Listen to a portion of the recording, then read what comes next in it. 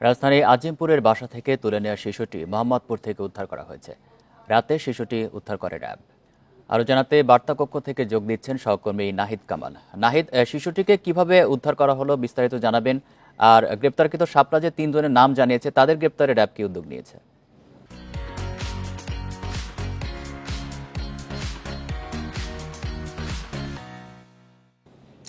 জি, মূলত গতকালকের যে ঘটনা, লালবাগ টাওয়ারের মানে আজিমপুরের লালবাগ টাওয়ারের যেই পাশে যে সরকারি কর্মকর্তা ছিলেন তিনি মূলত ফারজানা, যিনি স্বরাষ্ট্র মন্ত্রণালয়ে চাকরি করতেন বলে আমরা জানতে পেরেছি, তার বাসায় ডাকাতির ঘটনায় তার ছোট শিশু তাকেও কিন্তু অপহরণ করে নিয়ে যায় অপহরণকারীরা যারা আছেন। এবং এরপরে গতকাল রাতে আমরা যতদূর জেনেছি র্যাবের একাধিক টিম কাজ করেছে উদ্ধারের অভিযানে, এবং তারা গত রাতেই তাদের যেই সন্তান শিশুটিকে উদ্ধার করা গেছে। এবং আমাদেরকে সর্বশেষ র্যাব যেটি জানিয়েছে, এই ঘটনায় অভিযুক্ত যেই নারী, তার নাম হচ্ছে শাপলা, তাকে কিন্তু গ্রেপ্তার করা সম্ভব হয়েছে এবং তার শিশুটিকেও কিন্তু সেখান থেকে উদ্ধার করা গেছে এবং শিশুটিকে এই মুহূর্তে তাদের পরিবারের কাছে রাখা হয়েছে। এবং আজকে দুপুর 12টার পর মানে 12:30 নাগাদ সংবাদ সম্মেলনে এই বিষয়ে র্যাব আরও বিস্তারিত জানাবে, এমনটা কিন্তু আমাদেরকে জানিয়েছেন। তবে আমরা যতটুকু জানতে পেরেছি, প্রাথমিক জিজ্ঞাসাবাদে যেই অপহরণের সাথে জড়িত মূল যে শাপলা,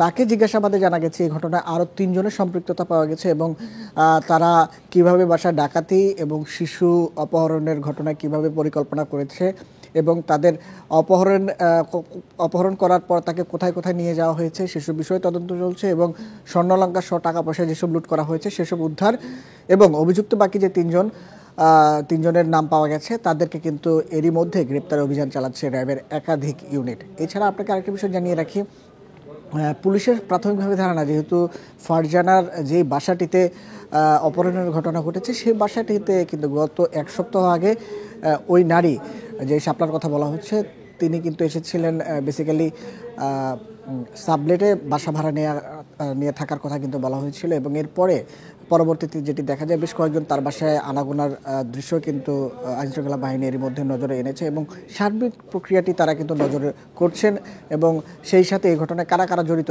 সেসব বিষয় কিন্তু এই মুহূর্তে তদন্ত চলছে। তো আজকে দুপুরে যে 12টার পরে যে ব্রিফিং হবে সে বিষয়ে হয়তো এই অভিযানের কোথায় কিভাবে কাদেরকে গ্রেপ্তার করা হয়েছে এবং কারা নজরদারিতে আছে সে বিষয়ে বলবেন। তবে ডাকাতির ঘটনা এখন পর্যন্ত কোনো মালামাল, অর্থ বা কোনো কিছুই কিন্তু উদ্ধার করা যায়নি, শুধুমাত্র শিশুটিকে উদ্ধার করা গেছে। এই ছিল সর্বশেষ। বার্তাকক্ষ থেকে জানাচ্ছেন সহকর্মী নাহিদ কামাল।